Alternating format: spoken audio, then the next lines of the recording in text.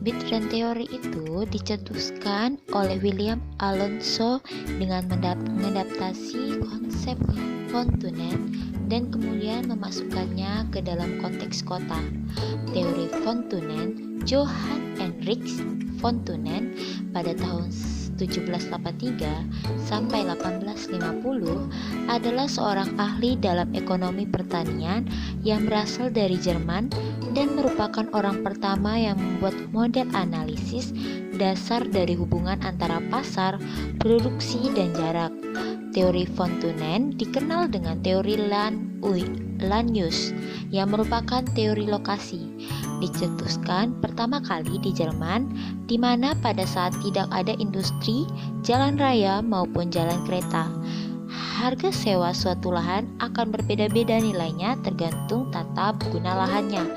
Lahan yang berada di dekat pusat pasar atau kota memiliki sewa lahan yang lebih mahal dibandingkan yang jauh dari pusat kota, karena semakin jauh jarak dari pusat pasar, maka meningkatnya biaya transportasi. Berikutnya, bit rent theory itu William Alonso mengadaptasi konsep Fontaine dan kemudian memasukkannya ke dalam konteks kota. Pasar pusat kota seperti pada teori Fontaine diinterpretasikan oleh Alonso sebagai sebuah kota dengan Central Business District atau CBD di tengahnya. Seperti beberapa teori sebelumnya, transportasi menjadi faktor utama dalam penentuan perumahan dan perusahaan. Teori bit rent merupakan teori ekonomi geografi yang menunjukkan bagaimana harga dan permintaan berubah ketika jarak dengan CBD meningkat. Semakin dekat dengan pusat kota, semakin tinggi penawaran sewa tanah mereka atau bit rent. Pada model ini diasumsikan bahwa semakin dekat dengan CBD maka akan ada semakin banyak pelanggan, dan semakin banyak pelanggan akan membuat suatu usaha semakin untung. Berikutnya, 3 analisis lokasi yang ditemukan oleh para ekonomi regional, yaitu yang pertama bit rent theory oleh Fontaine pada tahun 1826, yaitu analisis teori lokasi yang mendasarkan analisa pemilihan lokasi ekonomi pada kemampuan membayar harga tanah atau bit rent yang berbeda dengan harga pasar atau land rent, sehingga penentuan lokasi untuk kegiatan ekonomi ditentukan oleh nilai bit rent yang tertinggi.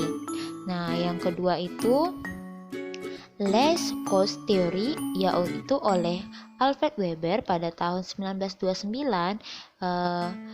Analisisnya tentang yaitu analisis teori lokasi yang mendasarkan analisa pemilihan lokasi kegiatan ekonomi pada prinsip biaya minimum atau less cost. Yang ketiga, market area theories oleh August Lodge pada tahun 1954, yaitu analisis teori lokasi yang mendasarkan analisa pemilihan lokasi kegiatan ekonomi pada prinsip luas pasar atau market area terbesar yang dapat dikuasai perusahaan. Berikutnya, dalam teori ekonomi penggunaan lahan daerah perkotaan, kondisi equilibrium pada dasarnya adalah kondisi di mana terdapat keseimbangan penggunaan lahan untuk berbagai kegiatan ekonomi dan sosial yang umumnya terdapat di daerah perkotaan sesuai dengan permintaan dan penawaran terhadap lahan perkotaan. Yates dan Garnett membagi 5 kategori utama fungsi lahan perkotaan, yaitu yang pertama digunakan sebagai permukiman, yang kedua digunakan sebagai kegiatan industri, yang ketiga berfungsi sebagai kegiatan komersial, yang keempat digunakan untuk jaringan jalan, dan yang kelima berfungsi sebagai fasilitas umum dan lahan kosong. Berikutnya, terdapat pokok-pokok penjelas dari teori bit rent, antara lain: pertama, biaya transportasi sekali lagi dianggap sebagai faktor penjelas utama keputusan dalam pemilihan lokasi rumah tangga dan perusahaan. Yang kedua, pendekatan fungsi bit rent yang sekarang membentuk dasar dari semua teori kontemporer tentang penggunaan lahan dan nilai tanah. Yang ketiga, teori Bitrend merupakan teori ekonomi geografis yang mengacu pada bagaimana harga serta permintaan akan hunian semakin meningkat karena dipengaruhi oleh jarak dari Central Business District atau CBD. Yang keempat, penggunaan lahan yang berbeda akan bersaing satu sama lain apabila lahan tersebut dekat dengan CBD atau pusat kota. Hal tersebut didasarkan atas gagasan bahwa perusahaan retail ingin memaksimalkan keuntungan mereka jauh lebih banyak dan bersedia membayar lebih banyak untuk lahan yang dekat dengan CBD dan membayar lebih murah untuk lahan yang jauh dari CBD. Yang kelima, teori ini didasarkan pada alasan bahwa area yang mudah diakses semakin menguntungkan. Selanjutnya, teori Bitrend memiliki rumus sebagai berikut. Y sama dengan R dikali D dikali 1 ditambah PR dalam kurung D ditambah PXX ZZ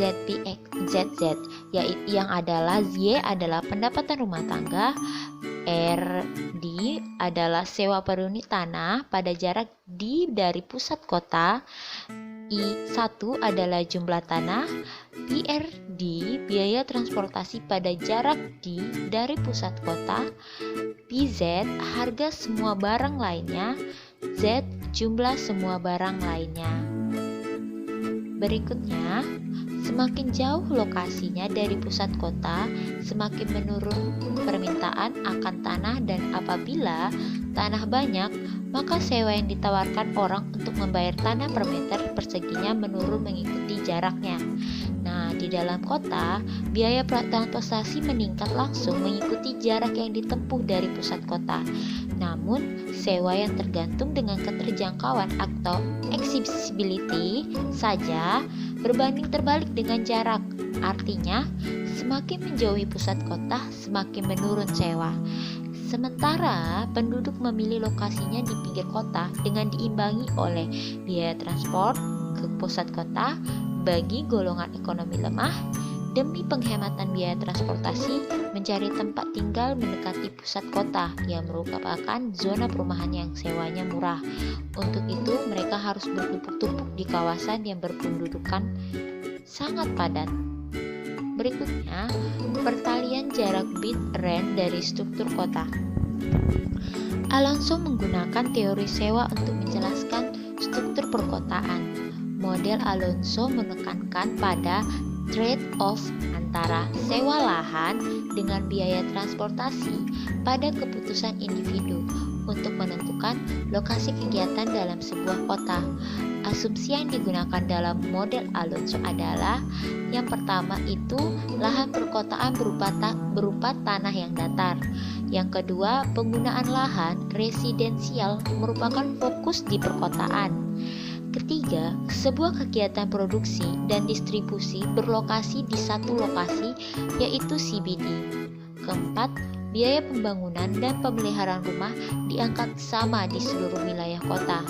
Yang kelima, populasi secara sosial bersifat homogen dan berada pada tingkat pendapatan yang sama. Keenam, ukuran dasar bagi tanah adalah sewa tanah dan bukan nilai tanah. Selanjutnya, teori Alonso mengasumsikan bahwa seluruh pengeluaran rumah tangga untuk tempat tinggal dapat dialokasikan untuk biaya transportasi atau sewa lahan. Sewa lahan paling tinggi terdapat di daerah CBD dan akan menurun dengan bertambahnya jarak dari CBD. Sebaliknya, biaya transportasi paling murah adalah di dekat CBD dan akan meningkat dengan bertambahnya jarak dari CBD. Sebagaimana dijelaskan melalui teori Fontaine dan Alonso, sewa tanah menurut aksesibilitasnya juga akan bervariasi tergantung dari beberapa hal, seperti jarak dari angkutan umum dan ketersediaan prasarana jalan. Sewa tanah cenderung akan tinggi bila berlokasi di dekat jalan raya karena aksesibilitas menjadi lebih mudah. Sebaliknya, bila berlokasi jauh dari jalan raya dan tidak memiliki akses berupa jalan, sewa tanah cenderung rendah. Berikutnya, dalam penentuan lokasi dan penggunaan wilayah perkotaan, terdapat dua bentuk pemilihan lokasi, yaitu pertama, lokasi kegiatan industri. Pemilihan lokasi industri ini dilakukan dengan menggunakan teori Pitrend yang berlaku juga pada sektor pertanian.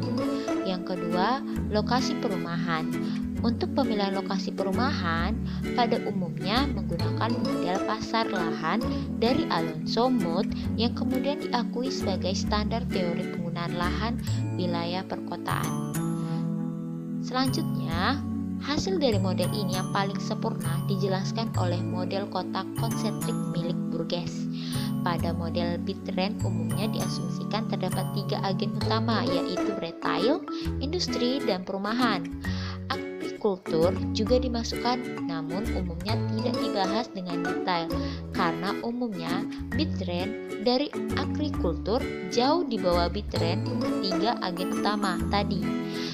Interaksi antara ketiga agen ini akan dijelaskan lebih lanjut di bagian Pitrend perumahan dan Pitrend perusahaan. Selanjutnya, A. Model Pitrend perusahaan. Di sini terlihat grafik teori Pitrend perkotaan. Industri jasa dan retail atau komersial kelas atas akan mengalami kenaikan profit yang lebih tinggi semakin dekat dengan pusat pasar. Hal ini disebabkan oleh exposure yang lebih tinggi terhadap pelanggan dan central business district yang tergolong lebih aktif dan affluent, sehingga potensi adanya pembeli semakin tinggi. Dapat dilihat pada gambar di atas bahwa garis Pitrend retail cukup terjal. Hal ini terjadi karena distance decay yang dialaminya dipengaruhi oleh berbagai faktor. Selanjutnya, faktor utama yang mempengaruhi usaha retail adalah eksibilitas terhadap konsumen, biaya transportasi yang harus dikeluarkan konsumen, serta brand image yang baik jika berlokasi di pusat kota. Semakin jauh dari pusat kota, unsur-unsur ini menurun dengan drastis, sehingga garis Pitrend yang ada cukup terjal. Industri manufaktur cenderung tidak perlu berlokasi terlalu dekat dengan pusat pasar, karena yang dibutuhkan adalah pekerja yang murah dan lahan yang cukup luas. Namun, industri juga perlu lokasi yang relatif dekat dengan pasar untuk mengurangi biaya transportasi. Oleh karena itu, dalam model Pitrend, industri umumnya berlokasi pada bagian tengah kota, setelah retail dan sebelum residensial atau agrikultur. Selanjutnya, model Pitrend perumahan. Nah, di sini ada gambar grafik Pitrend. Model Pitrend perumahan dipisahkan berdasarkan kelas penghasilan dari pemilik rumah. Secara umum terdapat tiga golongan, yaitu penghasilan rendah, sedang, dan tinggi. Jika kepemilikan tanah hanya berdasarkan harga sewa, maka dapat dipastikan golongan berpenghasilan tinggi akan memiliki monopoli atas lahan. Agar semua dapat tinggal dalam kota tersebut, terbentuklah secara alami skala prioritas lokasi seperti yang ada pada grafik di samping. Berikutnya, golongan berpenghasilan rendah memilih untuk tinggal dekat dengan CBD atau tempat kerja mereka karena mereka tidak mampu mengeluarkan biaya tambahan untuk transportasi. Mereka pun memilih untuk tinggal di apartemen-apartemen dan tenement housing yang sempit di daerah pusat kota. Hal ini disinyalir oleh garis Pitrendnya yang sangat terjal. Golongan berpenghasilan tinggi cenderung memilih tinggal di luar kota karena harga tanah yang relatif lebih murah memungkinkan mereka untuk membuat rumah yang besar. Mereka pun dapat menanggung biaya transportasi yang lebih mahal untuk pergi ke tempat kerja yang berada di pusat kota. Hal ini dibuktikan dengan garis Pitrendnya yang sangat landai, menunjukkan bahwa mereka cukup indiferen terhadap lokasi yang ada. Berikutnya, 1. Faktor transportasi. Dapat dilihat grafik Pitrend kota. Pada kota seperti ini, penduduk yang memiliki pendapatan tinggi akan cenderung langsung menempati area di sekitar CBD, diikuti oleh kelas menengah dan kelas bawah. Pada pinggiran kota terdapat pula golongan kelas atas yang sudah tidak bekerja. Mereka tidak lagi butuh transportasi yang cepat ke lokasi kerja, sehingga dapat menikmati hidup dan rumah yang besar di pinggir kota. Kota yang dipresentasikan model seperti ini umumnya adalah kota yang memiliki kemacetan sangat tinggi seperti Bangkok dan Manila. Berikutnya, kedua adalah faktor lingkungan. Nah, dapat dilihat di sini ilustrasi dampak faktor lingkungan terhadap Bitren. Terdapat pula faktor lingkungan dalam menentukan willingness to pay tiap-tiap kelas. Umumnya, daerah yang dekat dengan CBD memiliki kualitas lingkungan yang lebih buruk dikarenakan intensnya aktivitas manusia dan kurangnya ruang terbuka hijau. Pada grafik di samping, daerah yang memiliki kualitas lingkungan buruk disimbolkan dengan istilah brownfields. Pada lokasi tersebut, tidak ada yang ingin membangun perumahan terkecuali kelas bawah yang mencari lokasi dekat dengan pusat kota, tidak peduli apakah lokasi tersebut berkualitas tinggi atau rendah. Oke, sekian dari kelompok kami yang bisa saya rangkum dan saya bahas. Jika ada kurang dan kesalahan, dimohon maaf. Semoga dapat memahami dan dapat mengerti. Sekian, terima kasih.